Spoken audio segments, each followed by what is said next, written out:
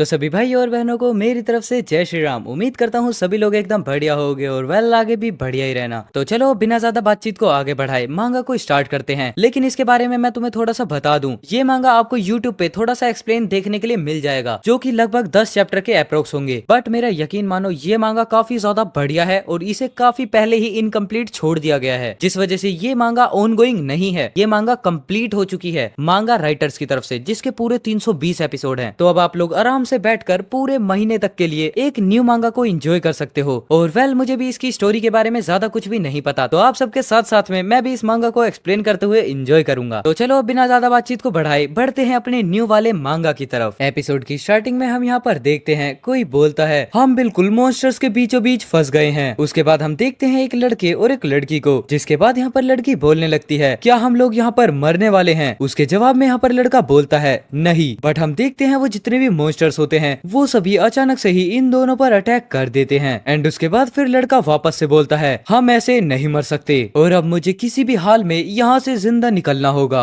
And well उसके बाद यहाँ पर अपना सारा सीन प्रेजेंट में आ जाता है, जहाँ पर हम एक सिटी का प्रिजन दिखाया जाता है, मतलब जेल। और हम देखते हैं उसमें से एक लड़का किसी से बात करता है डैड मैं अब 18 साल का हो गया हूँ और अब मैं अडल्ट हूँ, और एक बारी आपने कहा था कि जब मैं अडल्ट हो जाऊंगा तब मुझे सारे सच के बारे में पता चल जाएगा। और वो एक मॉन्स्टर वेव जिसने सालों पहले पूरे के पूरे शहर को ही तबाह कर दिया था, उसके बारे में अब आपको मुझे सच बताने का टाइम आ गया है। एंड हम देखते हैं ये लड़का अपना एमसी है, मतलब अपना मेन प्रोटैगनिस्ट। और उसके बाद फिर ये अपने डैड से बोलता है डैड अब टाइम आ गया है कि मैं आपके नाम को साफ कर दूं। और हम देखते हैं वो जो सामने प्रिजन में बैठा होता है वो कोई और नहीं बल्कि अपने एमसी के फादर होते हैं। एंड उसके बाद फिर अपना सीन शिफ्ट होता है पूरे 8 साल पहले, जहाँ पर कोई बताता है सिटी में 8 साल पहले ऐसे मॉन्स्टर्स की वेव आई थी जो कि बहुत ही ज्यादा खतरनाक थी और इसे चाइना की हिस्ट्री की सबसे बड़ी तबाही माना गया है। उसके बाद हम यहाँ पर देखते हैं जहाँ पर आसमान में काफी सारे मॉन्स्टर्स उड़ रहे होते हैं और साथ ही साथ हर जगह सिटी में चारों तरफ आग ही आग लगी होती है। उसके बाद फिर यहाँ पर अपना एमसी वापस से बताता है मेरे फादर जुओ हुई वो अकेले पर्सन थे जो वहाँ पे सरवाइव कर पाए थे। एंड उसके बाद फिर यहाँ पर ये ब्लेम लगा दिया गया कि मॉन्स्टर्स की वेव के बाद जुओ हंटर सिटी छोड़कर भाग गया था, मतलब वो अपनी ड्यूटी छोड़कर चला गया और इस घिनौने क्राइम के लिए उन्हें देशद्रोही घोषित कर दिया गया। और इन्होंने देश के लिए पहले जितने भी अच्छे काम किए थे उनको देखकर इन्हें 10 साल की ही सजा सुनाई गई और इन्हें फांसी की सजा नहीं दी गई। उसके बाद पिछले 8 साल से गद्दार का बेटा सुनता हुआ आ रहा हूँ, मुझे मेरे स्कूल से भी निकाल दिया गया और उन्होंने फिर बोला कि हमारा स्कूल गद्दार के बेटे को पढ़ाने की जिम्मेदारी बिल्कुल भी नहीं लेगा। जिसके बाद फिर मैंने नौकरी ढूंढना शुरू किया, लेकिन जितने भी ओनर्स थे उन्होंने मुझसे एक बात बोली अगर तुम यहाँ पर काम करोगे तो हम अपना धंधा कैसे चलाएंगे। तुम्हें लगता है कि तुम्हारी शक्ल देखकर ग्राहक हमारी दुकान पर भी आएंगे। और यहाँ तक कि ब्लड डोनेट करते हुए भी डॉक्टर मुझसे बोलते हैं गद्दार के बेटे का खून, इसकी जिम्मेदारी तो हमें लेनी पड़ेगी, ये कभी नहीं हो सकता। एंड हम यहाँ पर देखते हैं अपना मेन प्रोटैगनिस्ट ये सब कुछ बातें अपने फादर को बता रहा होता है, जिसके बाद फिर वो वापस से बोलता है क्योंकि मुझे यहाँ पर अपने फादर पर लगे हुए इस इनजस्टिस को क्लियर करना है। लेकिन हम देखते हैं उसके फादर सिर्फ एक वर्ड बोलते हैं ज़ोफान। उस समय जो मेरे साथ हुआ था उसके बारे में कहने को मेरे पास ज्यादा कुछ भी नहीं है और सब कुछ साफ साफ तय हो चुका है और साथ ही साथ मैंने अपना क्राइम भी मान लिया है, तो अब तुम जा सकते हो। और मेरी बात मानो, सिटी जेड छोड़ दो, अपना नाम बदलो, फिर उसके बाद अपनी पहचान बदलो ताकि तुम एक बेटर लाइफ जी सको। और हम यहाँ पर देखते हैं जुओ ये सब कुछ काफी ज्यादा गौर से सुन रहा होता है। उसके बाद यहाँ पर जुओ के फादर वापस से बोलते हैं तुम लोगों को बस ऐसा प्रिटेंड करो कि तुम्हारा मेरे जैसा कोई फादर था ही नहीं, क्योंकि देश से गद्दारी करने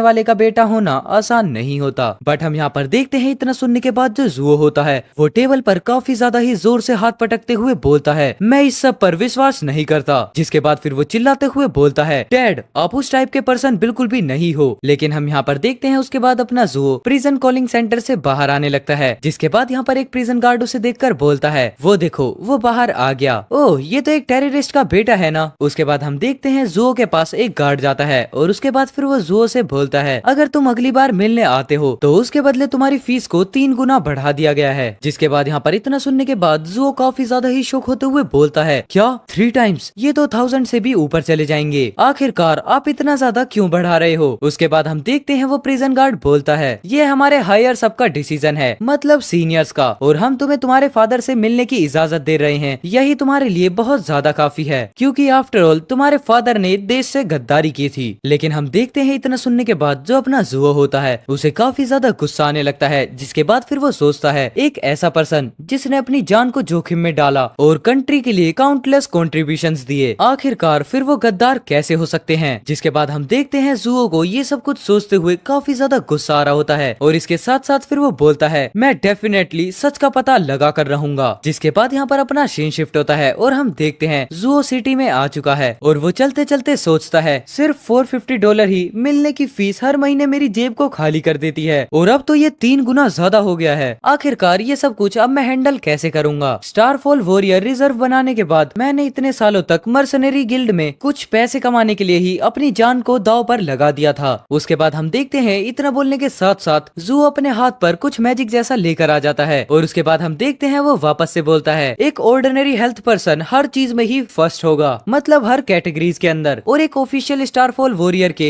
एटलीस्ट 10 पॉइंट्स, वो भी सभी कैटेगरीज के अंदर। लेकिन सिर्फ मेरा माइंड और एजिलिटी ही है जो कि 10 से ऊपर है। इस वजह से मेरी सोचने की और मेरे चलने की जो स्पीड है वो थोड़ी ज्यादा तेज है और जो मेरी फिजिक एंड स्ट्रेंथ है उसके नंबर्स तो पता नहीं पूरे आधे साल से चेंज हुए ही नहीं है। और अगर अब मुझे यहाँ पर अपने फादर के नेम को क्लियर करना है तो मुझे अपनी इन्वेस्टिगेशन को कभी भी नहीं रोकना है। हाँ, मुझे ये बात पता है कि उन्होंने काफी सारी ऐसी चीजें हैं जो कि आज तक मुझे नहीं बताई। खैर चलो छोड़ो, मर्सनरी गिल्ड में जो मैं कमाता हूँ उससे मेरे रहने खाने का खर्चा तो निकल जाता है और उन सबको निकालने के बाद मेरे पास अराउंड $450 ही बचते हैं। लेकिन अब मुझे इसका 3 टाइम्स पे करना होगा। आखिरकार अब मैं ये सब कैसे मैनेज करूंगा। जहाँ पर इतना सोचने के बाद जो जू होता है वो अपने एक लॉकेट को पकड़ लेता है और उसके बाद फिर वो उसे देखते हुए बोलता है मेरे पास सिर्फ यही एक वैल्यूएबल ऑब्जेक्ट बचा हुआ है जो कि ये नेकलेस है। और उसके बाद फिर वो नेकलेस के बारे में बताते हुए बोलता है मेरी मॉम ने मुझे ये बर्थडे गिफ्ट पर प्रेजेंट दिया था और उन्होंने मुझे बताया था ये जो नेकलेस है वो मीटियोर फ्रेगमेंट से बना है जिस दिन रात को स्टारफॉल हुए थे, मतलब तारे टूटे थे, जिस वजह से जो इसकी कीमत है वो काफी ज्यादा है। एंड हम यहाँ पर देखते हैं इसके अंदर अपने किम की झलक दिख जाती है। एंड अब इसको देखकर किस किस को अपने किम की याद आई है वो मुझे कमेंट में बता देना। एंड उसके बाद हम फिर देखते हैं ये अपने नेकलेस को पकड़ते हुए बोलता है क्या मुझे ये सेल कर देना चाहिए। एंड इतना सोचने के बाद ही फिर वो अपने गाल पर एक जोरदार थप्पड़ मारता है और उसके बाद बोलता है आखिरकार मैं ऐसा सोच भी कैसे सकता हूँ, मुझे अब जाकर मर्सनरी गिल्ड के अंदर हाई रैंक मिशन को करना होगा। और उसी के बाद फिर यहाँ पर हमारा सीन शिफ्ट होता है सिटी जेड के मर्सनरी हॉल के अंदर, जहाँ पर सभी लोग जुओ के आते ही बोलते हैं क्या ये कचरा फिर से यहाँ आ गया, ये 3 साल से अवेकंड है और अभी भी सबसे ज्यादा कमजोर, ये तो बिल्कुल स्टारफॉल वॉरियर्स का रिवर्स है और अभी भी काफी ज्यादा कमजोर स्टारफॉल वॉरियर रिजर्व के अंदर। जिसके बाद फिर कोई और बोलता है मुझे ऐसा लगता है कि अपनी पूरी जिंदगी में सिर्फ इतना ही कर पाएगा। एंड उसके बाद फिर कोई और बोलता है आखिरकार देश से गद्दारी करने का नतीजा तो यही होना था। और इन सब की बातें सुनने के बाद जुओ मन में सोचने लगता है यहाँ के लोग आज भी इतना ज्यादा ही शोर करते हैं। एंड उसके बाद हम यहाँ पर देखते हैं एक मोटे से पर्सन को जिसे कोई अंकल फैटी करके बुलाता है। एंड हम यहाँ पर देखते हैं ये कोई और नहीं बल्कि जुओ होता है। जिसके बाद फिर वो आते ही बोलता है क्या आप मेरे लिए कुछ ठीक ठाक से ई रैंक मिशन ढूंढ सकते हैं। लेकिन हम देखते हैं इतना सुनने की वजह से वो बूढ़ा काफी ज्यादा ही गुस्से में आ जाता है और उसके बाद फिर वो आते ही जुओ के सर पे एक जोरदार रख के देता है। एंड फिर वो चिल्लाते हुए बोलता है बदतमीज, मैंने तुम्हें कितनी बार कहा है कि मुझे अंकल गाओ कहो। हाँ, इनका नाम अंकल गाओ है और क्या तुम मुझे यहाँ पर मर्सनरी गिल्ड से बाहर निकलवाना चाहते हो। इसके बाद फिर वो बोलते हैं ई रैंक मिशन, वो भी तुम्हारी करंट स्ट्रेंथ को देखकर। ओह, तो इसका मतलब ई रैंक मॉन्स्टर्स के डंजन में जाना बेसिकली सुसाइड होगा। और हम देखते हैं इतना बोलने के साथ साथ यहाँ पर अंकल गाओ अपने सिगार को जलाने लगते हैं। इवन तुम्हें एफ रैंक की डंजन्स में जाने के लिए भी एक ऑफिशियल स्टारफॉल वॉरियर को लेकर जाना पड़ता है खुद की प्रोटेक्शन के लिए। और वैसे भी तुम सच में काफी ज्यादा ही लकी हो कि तुम इतने लॉन्ग टाइम से सरवाइव करते हुए आ रहे हो। यहाँ तक कि अगर मैं बोलूँ तो तुम एक एफ रैंक के डंजन्स के अंदर भी बली के बकरे ही हो। जिसके बाद फिर वो वापस से कंटिन्यू करते हुए बोलते हैं तुम यहाँ पर सिर्फ एक स्टारफॉल वॉरियर रिजर्व हो, तो इसका मतलब ये है कि तुम एक ई रैंक के मॉन्स्टर डंजन के अंदर भी सरवाइव नहीं कर पाओगे। जितना सुनने के बाद फिर यहाँ पर अपना जुओ बोलता है मुझे ये सब कुछ पता है अंकल गाओ, लेकिन आखिरकार मेरे पास और कोई चॉइस नहीं है। एंड उसके बाद हम यहाँ पर देखते हैं जो अंकल गाओ होते हैं वो थोड़ा सोचते हैं। जिसके बाद फिर वो वापस से बोलते हैं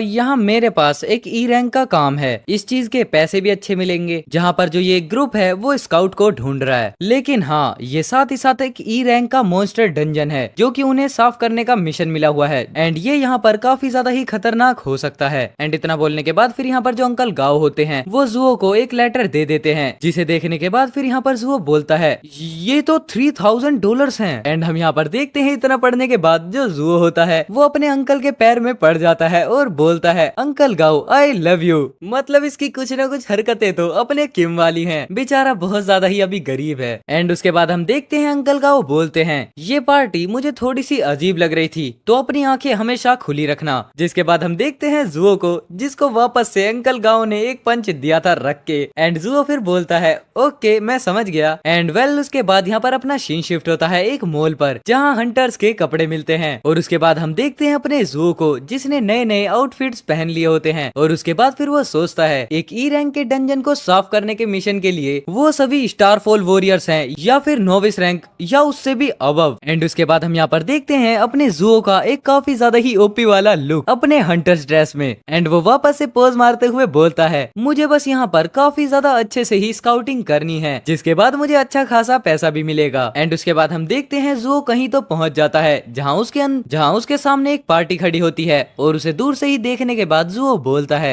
मुझे ऐसा लगता है कि इस बार मुझे उठाया जाएगा। और वो यहाँ पर धीरे धीरे करके आगे बढ़ ही रहा होता है लेकिन तभी उस टीम में से एक लड़की उसे नोटिस करती है। एंड उसके बाद फिर वो बोलती है ओह तो तुम स्काउट हो जिसे अंकल गांव ने रिकमेंड किया था। एंड इतना बोलने के बाद फिर वो अपना इंट्रोडक्शन देते हुए बोलती है मैं इस कॉम्बैट पार्टी की लीडर हूँ और मेरा नाम है मो यिनयुए जिसे हम मुंह करके बुलाने वाले हैं क्योंकि इसका नाम सच में काफी ज्यादा ही डिफिकल्ट है। एंड उसके बाद हम यहाँ पर देखते हैं जुओ ये सब कुछ सुनने के बाद उसको काफी ज्यादा शौक होते हुए देखता है। एंड फिर मन में सोचता है इसके वेपन्स और इक्विपमेंट्स को देखकर ऐसा लगता है कि एक लेडी है और साथ ही साथ इंटरमीडिएट रैंक स्टारफॉल की वॉरियर। सो वेल एपिसोड की स्टार्टिंग में हम यहाँ पर देखते हैं अपना एमसी सामने उस लड़की को देखकर बोलता है मॉन्स्टर एसेंस स्कोर मतलब कि इसके पास स्टारफॉलन का आउटफिट है। और अगर मुझे ठीक से याद है तो सिर्फ इंटरमीडिएट स्टारफॉलन वॉरियर ही स्टारफॉलन आउटफिट का इस्तेमाल कर सकते हैं। उसके बाद हम यहाँ पर देखते हैं अपना फ्रांसिस बताने लगता है हाँ इसका नाम फ्रांसिस है। अलग अलग वेबसाइट्स पर अपने मांगा के एक्टर्स का नाम अलग होता है तो अब हम जिस हिसाब से अपनी मांगा को कंटिन्यू करेंगे उसमें इसका नाम फ्रांसिस है और इसमें करेंसी भी डॉलर में नहीं बल्कि इंडियन करेंसी में ही दिखाई जाएगी। चलो अब कंफ्यूजन को दूर करते हुए वापस से बढ़ते हैं अपने मांगा पर। उसके बाद हम यहाँ पर देखते हैं फ्रांसिस बताता है मॉन्स्टर एसेंस स्कोर मैंने जहाँ तक सुना है शायद से हजारों मॉन्स्टर मिला के एक मॉन्स्टर एसेंस स्कोर बनता है और उसी की वजह से ये सच में काफी ज्यादा कीमती भी होता है। उसके बाद फिर यहाँ पर फ्रांसिस आउटफिट के बारे में बताता है जिसके बारे में वो बताते हुए बोलता है स्टारफॉलन आउटफिट ये एक तरीके के वेपन्स होते हैं जो कि मॉन्स्टर एसेंस स्कोर से ही बनते हैं और इनकी वजह से फिर स्टारफॉलन वॉरियर्स की ताकत बहुत ज्यादा बढ़ जाती है। एंड इतना बोलने के बाद फिर यहाँ पर वो उस लड़की को देखते हुए बोलता है इंटरमीडिएट स्टारफॉलन वॉरियर के लिए 4 एबिलिटी का स्कोर कम से कम 40 होना ही चाहिए। और यहाँ पर देखने पर ये जो लेडी है ये सेम मेरे ही एज की लग रही है। एंड हम यहाँ पर देखते हैं इतना सोचने के साथ साथ फ्रांसिस काफी ज्यादा शुक होते हुए उस लड़की को देखने लगता है जो कि धीरे धीरे करके अपने फ्रांसिस की तरफ ही बढ़ रही होती है। और उसके बाद फिर वो सोचता है इसके और मेरे बीच में सच में काफी ज्यादा ही गैप है अभी और मुझे नहीं पता कि मैं कब तक उसके लेवल पर पहुंच पाऊंगा। एंड इतना सोचने के बाद फिर यहाँ पर अपना फ्रांसिस सामने उस लड़की को इंट्रोडक्शन देते हुए बोलता है मैं एक मर्सनरी हूँ जो कि मिस्टर ओन ने रिकमेंड किया था। एंड हम देखते हैं इतना बोलने के बाद फ्रांसिस अपना हाथ आगे बढ़ाते हुए बोलता है मेरा नाम फ्रांसिस है हॉलेट। एंड वो डरते डरते मन में ये भी सोच रहा होता है मुझे उम्मीद है कि वो मेरे फादर के बारे में नहीं सोचेगी और वो यहाँ पर कोई भी ट्रबल भी नहीं करेगी। उसके बाद हम देखते हैं ये दोनों हाथ मिलाने ही वाले होते हैं लेकिन तभी एक पर्सन आ जाता है और वो हॉलेट को साइड में करते हुए बोलता है नाइस टू मीट यू। और उसके बाद फिर वो बोलता है क्या तुम वो कैनन फोल्डर हो जिसे मर्सनरी गिल्ड ने यहाँ भेजा है। एंड हम देखते हैं उसके बाद यहाँ पर फ्रांसिस सोचने लगता है क्या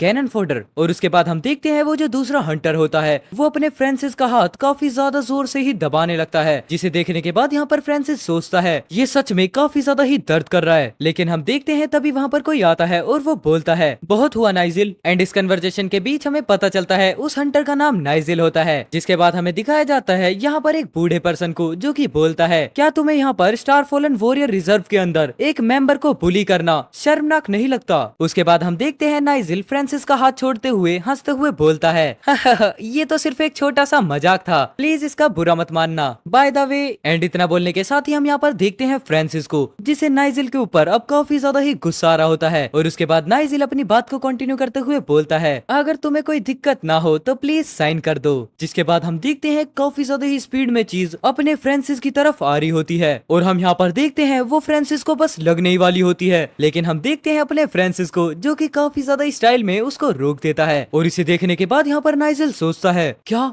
कितनी तेज रिएक्शन है। और उसके बाद फिर हैवलेट को देखते हैं जो कि सोचती है काफी ज्यादा बढ़िया है। और उसके बाद हम उसी ओल्ड पर्सन को देखते हैं जो कि वो भी बोलता है सच में ये स्काउट के लिए काफी ज्यादा ही बढ़िया है। लेकिन फिर हम यहाँ पर देखते हैं जो अपना फ्रांसिस होता है उसका थोड़ा सा पोपट हो जाता है, क्योंकि वो जो चीज थी जो फ्रांसिस के पास काफी ज्यादा स्पीड में आ रही थी वो एक कागज होता है जिसके ऊपर अपने फ्रांसिस को साइन करना होता है। लेकिन उसी के साथ यहाँ पर फ्रांसिस सोचता है क्या सच में एक स्टार फॉलन वॉरियर का जूनियर ऐसा कुछ कर सकता है, मतलब कि junior star fallen warriors external objects के अंदर कुछ एनर्जी डालकर उन्हें थोड़ी देर के लिए एकदम सॉलिड बना सकते हैं। और हम देखते हैं ये सब कुछ सोचते हुए अपने फ्रांसिस को काफी ज्यादा ही पसीने आने लगते हैं। जिसके बाद फिर यहाँ पर हैवलेट बोलती है उसके अंदर स्काउट बनने का पोटेंशियल तो है, इसका मतलब मिस्टर ओम ने हमसे झूठ नहीं बोला था। और इतना सोचने के बाद फिर यहाँ पर हैवलेट पीछे पलट कर जाते हुए बोलती है मिस्टर मूरे यहाँ से अब आप इंचार्ज होगे। और हमें यहाँ पर पता चलता है उस ओल्ड पर्सन का नाम मूरे होता है। जिसके बाद फिर यहाँ पर मूरे बोलता है हंटिंग के रेगुलेशंस के according star fallen warrior reserve का मेंबर ई लेवल मॉन्स्टर्स के डंजन्स के अंदर हंटिंग नहीं कर सकता। तो अब तुम यहाँ पर एग्रीमेंट को देख लो और अगर कोई दिक्कत ना हो तो इसे साइन भी कर दो। जिसके बाद हमें पता चलता है ये सब कुछ बातें मूरे अपने फ्रांसिस को ही बोल रहे होते हैं। एंड फिर यहाँ पर फ्रांसिस भी अपनी आंखें खोलते हुए आसपास देखते हुए बोलता है तो टोटल 6 पीपल्स हैं और उनमें से भी ज्यादातर जूनियर स्टार फॉलन वॉरियर्स हैं, जिसके साथ साथ उनके पास काफी ज्यादा ही बढ़िया वाले हथियार भी हैं और 2 intermediate star fallen warriors star fallen outfits के साथ हैं। एंड उसके बाद हम यहाँ पर देखते हैं ये सब कुछ सोचते हुए अपना फ्रांसिस काफी ज्यादा खुश होता है और वो साथ ही साथ सोचता है मुझे ऐसा लगता है कि ये जो टीम है ये ई लेवल के मॉन्स्टर से काफी ज्यादा ही ताकतवर है। और इतना सोचने के साथ साथ यहाँ पर फ्रांसिस अपने एग्रीमेंट पर साइन भी कर देता है जिसका रिवॉर्ड हमें करेंसीज के अंदर 20,000 बताया जाता है। एंड फिर उसके साथ साथ यहाँ पर फ्रांसिस साइन करते हुए भी सोचता है मैं तो सच में यहाँ पर काफी ज्यादा लकी हूँ क्योंकि अब मैं यहाँ पर बिना एफर्ट्स डाले भी पैसे कमा सकता हूँ। और फिर हम देखते हैं मूरे को जो कि काफी ज्यादा चिल्लाते हुए बोलते हैं क्या सभी के वेपन्स रेडी हैं? तो चलो अब चलते हैं। और हम यहाँ पर देखते हैं पूरी की पूरी एक टीम को जिसके अंदर अभी हमारा 4 लोगों से इंट्रोडक्शन हो चुका है एंड 2 अभी बाकी हैं। और फिर हम देखते हैं यहाँ पर कोई बताता है हम ई लेवल मॉन्स्टर के डंजन के अंदर एंटर हो चुके हैं। और उसके बाद हम देखते हैं यहाँ पर कोई वापस से बोलता है दुनिया बदलने के बाद जहाँ इंसान रहते थे उन जगहों को बाहर के मॉन्स्टर्स ने अपने कब्जे में कर लिया, जिस वजह से वो जितनी भी प्लेसेस थी वो सभी ह्यूमन बींग्स के लिए बंद हो गयी और उन पर काफी ज्यादा ही रिस्ट्रिक्शन भी लग गई। जहाँ पर हम देखते हैं एक सिटी को जिसके अंदर अब काफी ज्यादा ही मॉन्स्टर्स रहते हैं। और उसके बाद वापस से कोई बताता है जितने भी हीट वेपन्स होते हैं वो सिर्फ म्यूटेड मॉन्स्टर्स के ऊपर थोड़ा ही इफेक्ट दिखाते हैं, मतलब उनसे कोई खास फर्क नहीं पड़ता। और कुछ कुछ मॉन्स्टर्स तो बुलेट और पॉइजन गैस तक को भी आराम से झेल जाते हैं। जहाँ पर हम देखते हैं एक काफी ज्यादा बड़े वाले स्नेक को जिसके ऊपर काफी सारी गन से अटैक हो रहा होता है एंड साथ ही साथ वहाँ पर पॉइजन गैस भी फैलाई गई होती है, लेकिन फिर भी उस पर कोई खास फर्क नहीं पड़ता। लेकिन फिर यहाँ पर बताया जाता है मॉन्स्टर्स से जितने भी मटेरियल निकलते हैं उनसे हथियार बनाए जाते हैं और फिर वही हथियार मॉन्स्टर को नुकसान पहुँचाने में या फिर उन्हें मारने में काफी ज्यादा ही हेल्प करते हैं। इस वजह से फिर जितने भी कोल्ड वेपन्स थे वो सभी वापस से काफी ज्यादा पॉपुलर हो गए। और जो यहाँ पर सीनियर मॉन्स्टर्स होते हैं उनका सामान काफी ज्यादा कीमती होता है और आजकल जितने भी सीनियर स्टार फॉलन वॉरियर्स होते हैं वो सभी वेल्थ एंड पावर के सिंबल बने हुए हैं। बट हम यहाँ पर देखते हैं उसके बाद अपना सीन शिफ्ट होता है जहाँ पर बताया जाता है ब्राउन सिटी में ई लेवल मॉन्स्टर लेयर। ये ब्राउन सिटी का डाउनटाउन एरिया हुआ करता था, लेकिन अब मॉन्स्टर्स के घूमने की वजह से ये काफी ज्यादा खतरनाक इलाका बन गया है। एंड उसके बाद हम देखते हैं यहाँ पर अपने फ्रांसिस को जो कि छुपते हुए मॉन्स्टर्स को देख रहा होता है और उसके साथ साथ फिर वो सोचता है ये जो काफी ज्यादा अजीब सी साउंड है ये यही मॉन्स्टर कर रहा है। और हम देखते हैं सामने एक मॉन्स्टर्स के पूरे ग्रुप को जहाँ पर अपना फ्रांसिस बताता है ये है फिश लिजार्ड जो कि एक तरीके से ई लेवल मॉन्स्टर है और ये एक तरीके के म्यूटेड मॉन्स्टर है जिसके ऊपर काफी ज्यादा ही मोटी चमड़ी का एक आर्मर होता है जो कि इसे एक तरीके से अमर बनाने का काम करता है। और जो इसके ये दांत हैं ये एक मेटल प्लेट को भी चीर सकते हैं। लेकिन हम देखते हैं उस फिश लिजार्ड को जिसे अचानक से ही कुछ सेंस होता है और हम यहाँ पर देखते हैं जो अपना फ्रांसिस होता है वो अपने एरो एंड बो को लेकर उस पर अटैक कर देता है जो कि सच में देखने पर काफी ज्यादा पावरफुल होता है। एंड उसके बाद हम देखते हैं वो जो अटैक होता है वो सीधा फिश लिजार्ड के सामने आ जाता है एंड हाँ वो लग भी जाता है। लेकिन उससे पहले ही जो वो फिश लिजार्ड होती है वो अपनी आंख को बंद कर देती है जिसकी वजह से वो जो एरो थी वो अचानक से ही डिफ्लेक्ट हो जाती है, जिसे देखने के बाद यहाँ पर फ्रांसिस बोलता है ये क्या, ये तो बाउंस हो गई। बट अब जो फिश लिजार्ड थी उसने अपने फ्रांसिस को देख लिया था जिसकी वजह से वो काफी ज्यादा जोर से चिल्ला जाती है और सीधा अपने फ्रांसिस के ऊपर अटैक करने के लिए काफी स्पीड में भागने लगती है। और हम यहाँ पर देखते हैं अपने फ्रांसिस को, जो कि भागते हुए बोलता है, मैं मॉन्स्टर्स को अपनी तरफ अट्रैक्ट करने में एकदम सक्सेड हो चुका हूँ। और उसके बाद इतना बोलने के बाद फ्रांसिस पीछे पलट कर देखता है और बोलता है, लेकिन आखिरकार इन ई लेवल मॉन्स्टर्स की स्पीड प्रोवाइडेड इंफॉर्मेशन से इतनी ज्यादा फास्ट कैसे हो सकती है। एंड हम यहाँ पर देखते हैं इतना बोलने के साथ साथ फ्रांसिस की हालत काफी ज्यादा खराब हो चुकी होती है और उसे काफी ज्यादा पसीने भी आने स्टार्ट हो जाते हैं। तो एपिसोड की स्टार्टिंग में हमें यहाँ पर एक बिल्डिंग का सीन दिखाया जाता है, जहाँ पर जो अपना फ्रांसिस होता है वो लिजार्ड मॉन्स्टर से बचकर भाग रहा होता है। जिसके साथ साथ फिर वो यहाँ पर बताता है, ये जो यहाँ पर फिश लिजार्ड्स हैं, इनकी स्किन्स काफी ज्यादा ही थिक लेयर से कवर्ड होती है, जो कि इनके लिए एक आर्मर का काम करती है और इन्हें अमर भी बना देती है। जिसके बाद हम देखते हैं वो पीछे पलटते हुए सोचता है, एंड जो इनके शार्प दांत हैं वो तो लोहे की प्लेट तक को भी चीर सकते हैं और साथ ही साथ जो इसके पंजे हैं वो जमीन और पानी दोनों पर ही चल सकते हैं, जिस वजह से ये सच में काफी ज्यादा तेज भाग सकते हैं। और जो यहाँ पर स्टारफॉल वॉरियर्स रिजर्व के जो सदस्य हैं, अगर उनको इन मॉन्स्टर्स के बारे में कुछ भी नहीं पता होगा या फिर वो यहाँ के माहौल से बिल्कुल अनजान होंगे, तो उनका यहाँ से जिंदा वापस बच पाना काफी ज्यादा ही मुश्किल है।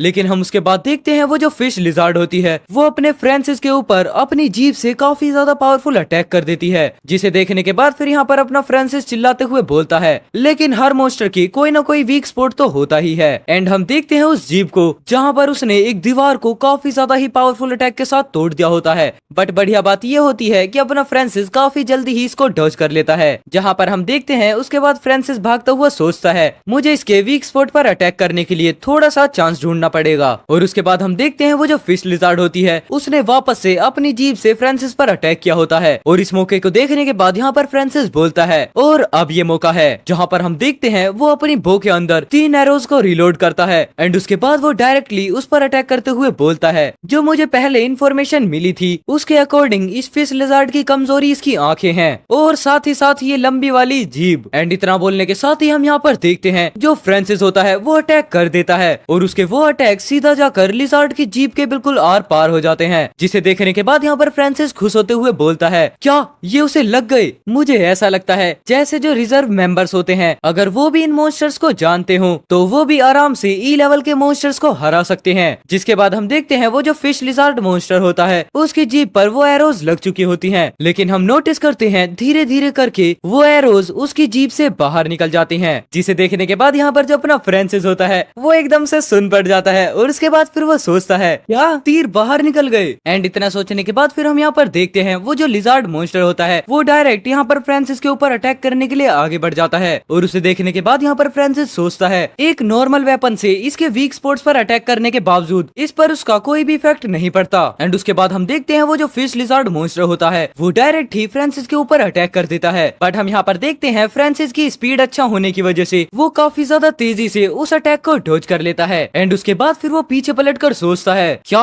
ये ई लेवल मॉन्स्टर की पावर है? इसकी स्पीड तो सच में काफी ज्यादा फास्ट है, अगर मेरी रिएक्ट करने में थोड़ा सा भी टाइम लग जाता तो मैं यहाँ पर मारा जा सकता था। उसके बाद हम देखते हैं जो अपना फ्रांसिस होता है वो अपने एक एग्जिट की तरफ बढ़ने लगता है और वहीं पर ऊपर से उस पर वापस से फिश लिजार्ड मॉन्स्टर अटैक करने के लिए बैठा होता है। एंड उसके बाद वो डायरेक्टली अटैक कर भी देता है, लेकिन हम देखते हैं वापस से यहाँ पर फ्रांसिस उस अटैक को डॉज कर देता है। और उसके बाद फिर वो बोलता है, मैं सच में इस बार भी काफी ज्यादा लकी था, वरना बस मैं मारा ही गया था। और हम देखते हैं उसके बाद जो अपना फ्रांसिस है वो उस छोटी सी दीवार को पार कर देता है। एंड उसके बाद फिर वो बोलता है, यहाँ पर जितने भी नॉर्मल एरोज होते हैं वो सिर्फ मॉन्स्टर को अट्रैक्ट कर सकते हैं, उन्हें हार्म बिल्कुल भी नहीं कर सकते। एंड इतना बोलने के साथ साथ यहाँ पर फ्रांसिस काफी ज्यादा स्पीड में अभी भी भाग रहा होता है। जिसके बाद फिर वो वापस से बोलता है, अगर मेरे पास ई लेवल के मॉन्स्टर्स के मटेरियल से बने हुए एरोज होते तो मैं अकेले ही जितने भी ये लो लेवल मॉन्स्टर्स हैं इनको इजीली हंट कर पाता, पर क्या सच में मैं इतने पैसे बर्बाद कर सकता हूँ? और हम देखते हैं अभी भी अपने फ्रांसिस को, जो कि बेचारा अपनी जान बचाकर काफी देर से भाग ही रहा है। लेकिन अब उसके सामने आती है मेन एग्जिट, जहाँ पर हम देखते हैं अब और भी ज्यादा फिश लिजार्ड मॉन्स्टर फ्रांसिस के पीछे लग चुके होते हैं। उसके बाद हम देखते हैं उस एग्जिट के पीछे खड़ी होती है अपनी पूरी की पूरी टीम, जहाँ पर जो अपना फ्रांसिस है अभी भी भागते हुए चिल्लाते हुए बोलता है, फिश लिजार्ड्स आ रहे हैं। और यहाँ पर इतना सुनने के बाद जो मूरे होते हैं वो सभी को कमांड देते हुए बोलते हैं, सभी लोग रेडी हो जाओ। और उसके बाद यहाँ पर एंट्री होती है फिश लिजार्ड मॉन्स्टर की, जो कि उस दीवार को तोड़ते हुए काफी ज्यादा स्पीड में अभी भी भाग रहा होता है। लेकिन हम देखते हैं जो मूरे होते हैं वो अपने शील्ड को बिल्कुल एग्जिट डोर के पास ही रखते हैं, जिस वजह से वो जो फिश लिजार्ड होती है है वो डायरेक्ट आकर मूरे की शील्ड से टकराती है। एंड फिर यहाँ पर सही मौके का फायदा देखते हुए जो मूरे होते हैं वो अपनी स्वॉर्ड को तैयार करते हुए फिश लिजार्ड मॉन्स्टर को मारने वाले होते हैं। लेकिन उसके बाद हमें यहाँ पर उनका पूरा इंट्रोडक्शन दिया जाता है, जैसे कि इनका नाम है हरमन मूरे और ये 35 ईयर्स के हैं और ये एक इंटरमीडिएट स्टार फॉलन वॉरियर हैं। एंड उसके बाद हम देखते हैं यहाँ पर कोई और नहीं बल्कि हेवलेट अपनी स्वॉर्ड से उस मॉन्स्टर को मार देती है, जिसके बाद हमें उसका भी पूरा इंट्रोडक्शन दिया जाता है, जैसे कि इसका नाम होता है युवोने मूरे एंड ये 18 साल की है और ये भी एक इंटरमीडिएट स्टार फॉलन वॉरियर है। उसके बाद हम देखते हैं यहाँ पर काफी ज्यादा ही खतरनाक वाले स्टंट्स, जहाँ पर जो हेवलेट है उसने एक ही अटैक के अंदर उस फिश लिजार्ड मॉन्स्टर को घायल कर दिया होता है। एंड हम देखते हैं इतना देखने के बाद अपना जो फ्रांसिस होता है वो काफी ज्यादा ही स्माइल करते हुए सोचता है हाँ ये टीम काफी ज्यादा ही इम्प्रेसिव है, और उसी के साथ साथ फिर वो बोलता है सच में ये टास्क तो काफी ज्यादा ही इजी था। एंड उसके बाद हम यहाँ पर देखते हैं हेवलेट को, जो कि उसके बाद एक फाइनल स्लाइस के साथ उस फिश लिजार्ड मॉन्स्टर को बिल्कुल बीच से 2 टुकड़ों में बांट देती है। और हम यहाँ पर देखते हैं इतना देखने के बाद जो नाइजेल होता है वो बोलता है मिस मूरे आप तो सच में काफी ज्यादा ही बढ़िया हैं। जिसके बाद हम देखते हैं उस फिश लिजार्ड मॉन्स्टर को जो कि अब मर चुका है। एंड उसके बाद हम देखते हैं वापस से उस फिश लिजार्ड मॉन्स्टर को जो कि शेक करना वापस से स्टार्ट हो जाता है एंड अपने आधे शरीर के साथ ही वो वापस से इन पर अटैक कर देता है। और यहाँ पर इस चीज को देखने के बाद जो नाइजेल होता है वो घबराते हुए बोलता है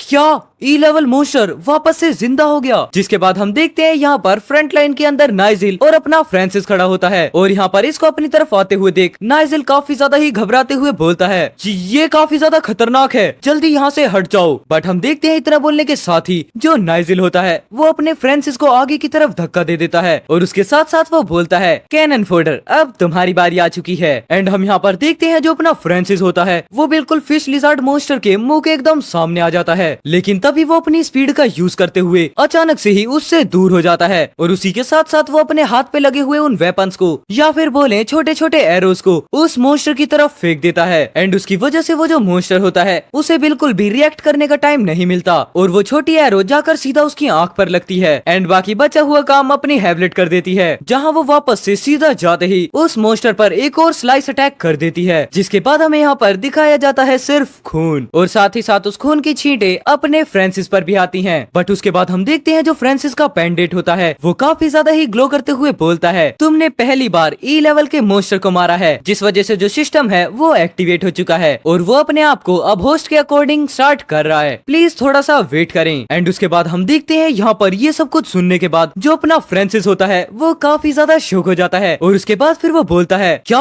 आखिरकार ये कैसी आवाज थी, क्या ये कोई इल्यूजन था। एंड वेल यहाँ पर अपने मांगा के अंदर अपने फ्रांसिस का सिस्टम भी एक्टिवेट हो चुका है, जहाँ पर अब मांगा में आगे बढ़ने पर और भी ज्यादा इंटरेस्टिंग वाला मजा आने वाला है। तो प्लीज इसी बात पर वीडियो को लाइक कर देना। चलो कंटिन्यू करते हैं। फिर उसके बाद हम यहाँ पर देखते हैं हेवलेट को जो कि नाइजेल से बोलती है नाइजेल तुम इस मॉन्स्टर की क्रॉप से डील करो और उसके एसेंस स्कोर को निकाल लो। और उसके बाद हम देखते हैं यहाँ पर अपने फ्रांसिस को जो कि एक पिलर के सहारे बैठा होता है, लेकिन उसके बाद हम यहाँ पर देखते हैं नाइजेल को जो कि बोलता है क्या सच में ये मेरा काम नहीं है। बट उसके बाद हम यहाँ पर देखते हैं हेवलेट को जो कि काफी ज्यादा ही गुस्से में बोलती है क्या तुम्हें सच में ये लगता है कि जो भी तुमने किया है क्या उसके बारे में मैं नहीं जानती। एंड इतना बोलने के साथ साथ वो यहाँ पर अपने स्वॉर्ड को भी पकड़ लेती है। एंड वेल उसके बाद यहाँ पर अपना सीन शिफ्ट होता है, जहाँ पर हम देखते हैं जितने भी जूनियर स्टार फॉलन वॉरियर्स होते हैं वो सभी आग जलाकर आसपास बैठे होते हैं। लेकिन उसके बाद यहाँ पर अपनी हेवलेट फ्रांसिस के पास जाती है और बोलती है ये हमारा न्यू टाइप का एक आर्मर राशन है जो कि तुम्हारी एनर्जी को काफी ज्यादा ही क्विकली रिस्टोर कर देगा, लो थोड़ा सा ले लो। एंड उसी के साथ साथ फिर यहाँ पर हेवलेट बोलती है तुम सच में काफी ज्यादा ही बढ़िया स्काउट हो। जिसे सुनने के बाद यहाँ पर जो अपना फ्रांसिस होता है वो काफी ज्यादा खुश होते हुए बोलता है आपका काफी ज्यादा शुक्रिया। एंड फिर वो मन में सोचने लगता है ये बाहर से जितनी ज्यादा रफ दिखती है सच में ये उतनी है नहीं। और हम देखते हैं वहाँ पर नाइजेल को जो कि उस मॉन्स्टर की क्रॉप्स को इकट्ठा करने का काम कर रहा होता है। और उसके बाद फिर वो बोलता है फ्रांसिस मुझे तुमसे बिल्कुल भी एक्सपेक्टेशंस नहीं थी कि तुम मॉन्स्टर्स को अपनी तरफ अट्रैक्ट करने में इतने ज्यादा बढ़िया होगे। जिसके साथ साथ वो अपने मन में सोच रहा होता है, डैम इट, इसने तो मुझे बेवकूफ बना दिया। एंड उसके बाद फिर वो वापस से कंटिन्यू करते हुए बोलता है, लेकिन अनफॉर्चुनेटली मुझे ऐसा लगता है तुम्हारी करंट सिचुएशन को देखते हुए तुम अपनी पूरी लाइफ के अंदर एक इंटरमीडिएट स्टार फॉलन वॉरियर शायद मुश्किल ही बन पाओ, और अगर तुम फिर भी पैसा कमाना चाहते हो तो तुम्हें हमेशा कैनन फोल्डर ही बनना होगा, जिसकी वजह से तुम दूसरी टीम से भी जुड़ सकते हो। वेल, एक बारी मैं यहाँ पर क्लियर करते हुए बता दूं, जो कैनन फोल्डर का मतलब है वो है चारा, मतलब कि मॉन्स्टर्स का चारा। लेकिन हम देखते हैं इतना सुनने के बाद जो हैवलेट होती है उसे ये सब कुछ बिल्कुल भी अच्छा नहीं लगता, और फिर उसके बाद वो नाइजेल से बोलती है, नाइजेल चुप कर जाओ। जिसके बाद फिर यहाँ पर नाइजेल बोलता है, मुझे माफ करना, मैं तो बस यहाँ पर सच ही बता रहा था। और उसके बाद हम देखते हैं यहाँ पर जितने भी मेंबर्स होते हैं वो सभी भी इस बात पर हंसने लगते हैं। बट उसके बाद फिर यहाँ पर जो मूरे होते हैं वो अपने फ्रांसिस के पास जाते हैं, एंड उसके बाद फिर वो बोलते हैं, तुम इस चीज का बिल्कुल भी बुरा मत मानना, नाइजेल बस यहाँ पर मजाक कर रहा है। लेकिन हम यहाँ पर देखते हैं जो अपना फ्रांसिस होता है वो अपने मन में सोचने लगता है, यहाँ पर इतने दयालु बनने की कोशिश मत करो, मुझे अच्छे तरीके से पता है कि नाइजेल ने उस फाइट के अंदर आखिरकार क्या किया था। एंड वेल, इसके साथ यहाँ पर अपना सीन शिफ्ट होता है, जहाँ पर अभी के टाइम पर रात हो चुकी होती है, और हम देखते हैं कोई चलते हुए आता है, जिसे देखने के बाद यहाँ पर अपना फ्रांसिस बोलता है, मिस मुरे, मैं यहाँ पर गार्डिंग कर रहा हूँ, तो प्लीज आप जाकर रेस्ट कर लीजिए, क्योंकि वैसे भी इस बैटल के अंदर मैं ज्यादा हेल्प तो नहीं कर पाया। बट हम देखते हैं उसके बाद यहाँ पर हैवलेट बोलती है, हमारे एग्रीमेंट के अकॉर्डिंग हमें पेट्रोलिंग के लिए 2 पीपल्स की जरूरत होती है, तो बस मैं यहाँ पर अपने एग्रीमेंट को ही फॉलो कर रही हूँ। और इतना सुनने के बाद यहाँ पर जब अपना फ्रांसिस होता है फिर वो बोलता है, हाँ, तुम्हारे एसेंट से मुझे ऐसा लगता है कि तुम जारिन सिटी से हो, लेकिन आखिरकार आप यहाँ पर ई लेवल मॉन्स्टर्स के लायर्स में कर क्या रही हैं, जो कि जेल्फरी सिटी में है। उसके बाद हमें यहाँ पर बताया जाता है जो जेरिन सिटी है वो नॉर्थ में है, जहाँ पर सबसे पहले ही मॉन्स्टर्स अपीयर हुए थे, और उसके बाद धीरे धीरे उनकी तादाद बढ़ती ही चली गई। लेकिन हम देखते हैं उसके बाद यहाँ पर हैवलेट बताती हैं, ये जो सिचुएशन है ये मेरे परिवार में एक अडल्ट की ट्रायल है, और ये उसी का पार्ट है। और इतना बताने के बाद फिर यहाँ पर हैवलेट बोलती हैं, लेकिन आखिरकार तुम्हारा क्या, तुम्हारा यहाँ पर होना तो काफी ज्यादा ही डेंजरस है। एंड उसके बाद हम देखते हैं फिर अपना फ्रांसिस यहाँ पर बताने लगता है, वो मैं एंड हम देखते हैं ये बात कंप्लीट नहीं हो पाती। उसी के बाद यहाँ पर जहाँ पर ये दोनों खड़े होते हैं वहाँ पर पूरी की पूरी धरती ही एकदम से क्रैक हो जाती है, जिसे देखने के बाद यहाँ पर हैवलेट और फ्रांसिस काफी ज्यादा ही शॉक हो जाते हैं। जिसके बाद हम देखते हैं ये दोनों काफी ज्यादा ही स्पीड में जमीन के नीचे गिरने लगते हैं, एंड यहाँ पर ये हेल्प के लिए तो चिल्लाते हैं, बट उससे कोई भी फर्क नहीं पड़ता।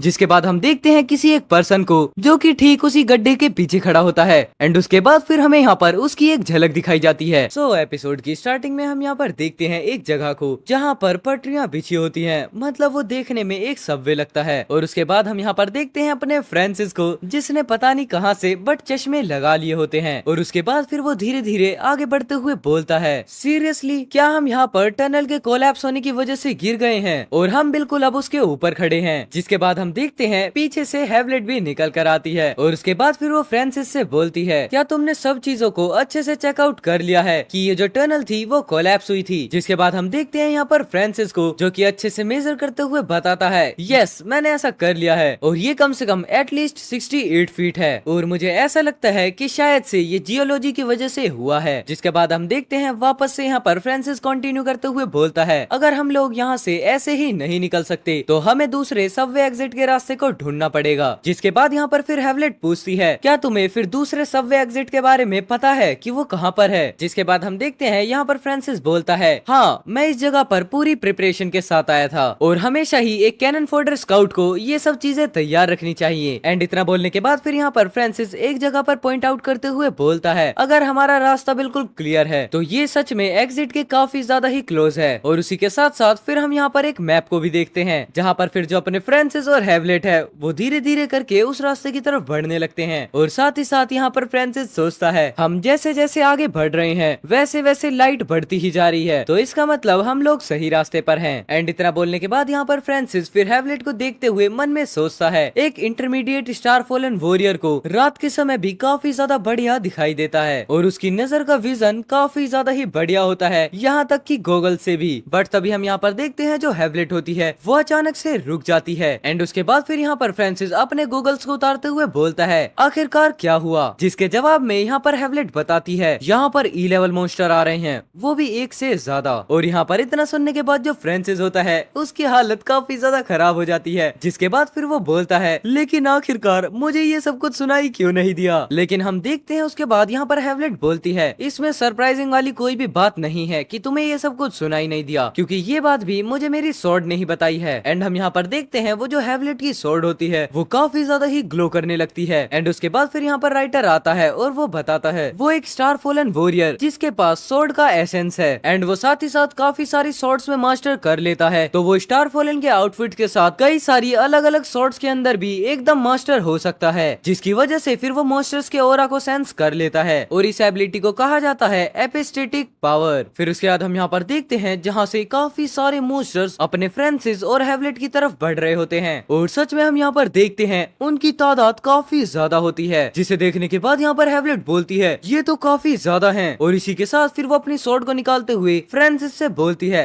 तो मुझसे थोड़ा दूर ही रहना। और उसके बाद फिर वो लगातार मॉन्स्टर्स पर स्लाइस लगाना स्टार्ट कर देती है, जिसके बाद हम देखते हैं अपना फ्रेंसिस बोलता है क्या मैं मदद करूं, लेकिन उसके जवाब में यहाँ पर हैवलेट काफी ज्यादा चिल्लाते हुए बोलती है तुम पीछे ही रहना, अगर तुम यहाँ पर आए तो सिचुएशन और भी ज्यादा खराब हो सकती है। जिसके बाद हम देखते हैं इतना सुनने के बाद जो अपना फ्रेंसिस होता है वो एकदम शांत हो जाता है, लेकिन उसी के साथ साथ जो हैवलेट है वो अभी भी लगातार मॉन्स्टर्स पर अटैक करे जा रही होती है। जिसके बाद हम देखते हैं उसकी अटैकिंग फॉर्म में एक काफी ज्यादा ही ओपी वाला लुक एंड उसे देखने के बाद यहाँ पर फ्रेंसिस सोचता है ये सच में कितनी ज्यादा ही पावरफुल है, क्या ये इसकी रियल पावर है। एंड उसके बाद हम देखते हैं यहाँ पर कोई आता है और वो बोलता है अब मैं तुम्हें 1-on-1 कॉम्बैट के बारे में बताऊंगा। जिसके बाद फिर वो लेक्चर देते हुए बोलता है अगर यहाँ पर कोई एक वॉरियर एक से ज्यादा मॉन्स्टर्स के साथ लड़ता है तो वो सीनियर स्टार फॉलन वॉरियर होता है। एंड हम देखते हैं उसके बाद इसी हिसाब से सभी कैटेगरीज को बांट दिया जाता है, जैसे कि F लेवल को जूनियर स्टार फॉलन वॉरियर से और E लेवल मॉन्स्टर्स को intermediate star fallen warrior and A और D लेवल मॉन्स्टर्स को सीनियर स्टार फॉलन वॉरियर से। एंड उसके बाद हम देखते हैं वापस से अपने फ्रेंसिस को जो कि सोचता है अगर यहाँ पर कोई एक वॉरियर एक से ज्यादा मॉन्स्टर्स के साथ फाइट करता है तो उसे सीनियर स्टार फॉलन वॉरियर कहा जाता है। और उसी के साथ साथ यहाँ पर जो हैवलेट है वो अभी भी मॉन्स्टर्स से फाइट कर रही होती है, जिसके बाद वो वापस से एक मॉन्स्टर का सर धड़ से अलग कर देती है। लेकिन हम नोटिस करते हैं वो जो सर होता है वो धीरे धीरे करके अपने फ्रेंसिस की तरफ ही आगे बढ़ने लगता है, जिसे देखने के बाद यहाँ पर फ्रेंसिस चिल्लाकर बोलता है क्या वापस से। एंड हम देखते हैं वो मॉन्स्टर फ्रेंसिस को काट भी लेता है, लेकिन फिर जो फ्रेंसिस होता है वो अपनी नाइफ की हेल्प से उस मॉन्स्टर पर अटैक कर देता है और हम देखते हैं ये सब कुछ करते हुए अपने फ्रेंसिस के हाथ काफी ज्यादा कांपने लगते हैं। लेकिन उसी के बाद हम यहाँ पर देखते हैं वापस से सिस्टम अपीयर होता है और उसके बाद फिर वो बोलता है अगर तुम यहाँ पर एक E लेवल मॉन्स्टर को भी मारते हो तो उसकी वजह से जो अडेप्टिव स्पीड है वो काफी ज्यादा ही बढ़ जाती है। लेकिन इतना सुनने के बाद यहाँ पर वापस से फ्रेंसिस बोलता है आखिरकार यहाँ पर चल क्या रहा है, ये आवाज वापस से क्यों आई है, खैर चलो छोड़ो मुझे प्रेजेंट पर फोकस करना है। लेकिन हम देखते हैं उसके बाद यहाँ पर एक स्वॉर्ड को जिससे काफी ज्यादा ही ब्लड टपक रहा होता है और उसके बाद फिर यहाँ पर हैवलेट बोलती है चलो ये कंप्लीट हुआ है अब बाहर चलते हैं। और फिर इतना सुनने के बाद यहाँ पर जो फ्रेंसिस होता है वो हैवलेट को देखने लगता है, बट हम थोड़ी देर बाद देखते हैं जैसे ही फ्रेंसिस सबवे के एग्जिट डोर पर पहुँचता है तभी वो देखता है उसको बंद कर दिया गया है, जिसे देखने के बाद फिर यहाँ पर फ्रेंसिस बोलता है आखिरकार यहाँ पर क्या चल रहा है, इसको बाहर से किसी ने ब्लॉक कर दिया है। बट हम तभी देखते हैं फ्रेंसिस के आगे काफी ज्यादा ही फास्ट से एक चीज होकर गुजरती है, जिसके बाद हम देखते हैं फ्रेंसिस बोलता है मिस मूरे आखिरकार आप ये क्या कर रही हैं। और हम यहाँ पर देख सकते हैं वो कुछ और नहीं होता बल्कि मूरे ने अपने फ्रेंसिस के ऊपर स्वॉर्ड लगा दी होती है। और उसके बाद फिर वो काफी ज्यादा कोल्ड फेस बनाते हुए बोलती है ये तो वो सवाल है जो कि मुझे तुमसे पूछना चाहिए। एंड उसके बाद हम यहाँ पर देखते हैं कुछ ब्लड की छींटों को। एंड वेल इसी के साथ यहाँ पर ये वाला एपिसोड तो खत्म हो जाता है, बट मेरे अंदर भी काफी ज्यादा क्यूरियोसिटी थी कि आखिरकार नेक्स्ट एपिसोड में क्या होगा। तो चलो मेरे साथ आप लोग भी इसे एंजॉय करो। सो एपिसोड की स्टार्टिंग में हम यहाँ पर देखते हैं फ्रेंसिस को जो कि काफी ज्यादा डर चुका होता है, जिसके बाद फिर वो बोलता है मिस मूरे आखिरकार इसका क्या मतलब है। और उसके बाद फिर यहाँ पर मूरे बोलती है हाँ अब से इसका नाम मूरे ही है, क्योंकि अपनी मांगा में आगे आगे बढ़ते बढ़ते हर जगह पर इसका नाम मूरे ही बताया गया है। तो हैवलेट को भूल जाओ एंड मूरे पर कंसंट्रेशन करो। फिर उसके बाद यहाँ पर वापस से फ्रेंसिस बोलता है क्योंकि तुम यहाँ से नहीं निकल पा रही हो तो क्या इसका मतलब तुम मुझसे बदला ले रही हो। एंड उसके बाद हम देखते हैं इतना सुनने के बाद जो मिस मूरे होती है वो फ्रेंसिस को देखने लगती है एंड जो फ्रेंसिस है वो भी मूरे को। लेकिन उसके बाद फिर यहाँ पर मामला शांत होता है एंड उसके बाद फिर यहाँ पर मूरे अपनी स्वॉर्ड को म्यान में वापस से रखते हुए बोलती है, मैं जस्ट सिर्फ टेस्ट कर रही थी। फिर उसके बाद यहाँ पर फ्रांसिस बोलता है, मुझे ऐसा लगता है कि ये जो टनल थी वो गिर गई और यहाँ से निकलने के रास्ते बंद हो गई। ये कोई एक्सीडेंट तो नहीं है, इसका मतलब ये किसी ने जानबूझकर किया है। फिर उसके बाद यहाँ पर मूरे घूमते हुए बोलती है, ये सारे के सारे ट्रैप्स मेरे लिए थे, मुझे माफ करना फ्रांसिस, मेरी वजह से तुम भी इसमें पड़ गए। जिसके बाद फिर यहाँ पर मूरे बताती हैं क्योंकि जो स्टार फॉलन फैमिलीज हैं उसके अंदर आपस में ही झगड़ा होता रहता है। फिर उसके बाद यहाँ पर कहानी सुनाने वाला आता है और वो बताता है जब से यहाँ पर स्टार फॉलन वॉरियर्स पैदा हुए हैं, जिन भी फैमिलीज में ज्यादातर स्टार फॉलन वॉरियर्स होते हैं उन्हें ही स्टार फॉलन फैमिलीज कहते हैं। उसके बाद फिर वो वापस से बोलता है, यहाँ पर स्टार फॉलन फैमिलीज के भी बिल्कुल सेम रूल है जैसे कि इस दुनिया के हैं, मतलब कि कमजोर मरते हैं और ताकतवर बच जाते हैं। जिसके बाद हम यहाँ पर देखते हैं मूरे को जो कि आगे बढ़ते हुए बोलती है, फ्रांसिस क्या यहाँ पर कोई और रास्ता है निकलने का, जैसे कि कोई छुपा हुआ एग्जिट। एंड उसके बाद हम देखते हैं इतना सुनने के बाद जो अपना फ्रांसिस होता है वो अपनी एक स्किल का यूज करता है जिसकी वजह से वो अपने आसपास की सभी जगह को स्कैन करने लगता है और इतना करने के बाद ही वो अचानक से ही काफी ज्यादा शॉक हो जाता है और फिर वो भागते हुए बोलता है, मैंने उसका पता लगा लिया है, वो सबवे का एंट्रेंस जो हम आते वक्त पार करके आए थे, मुझे पता है कि वो ब्लॉक था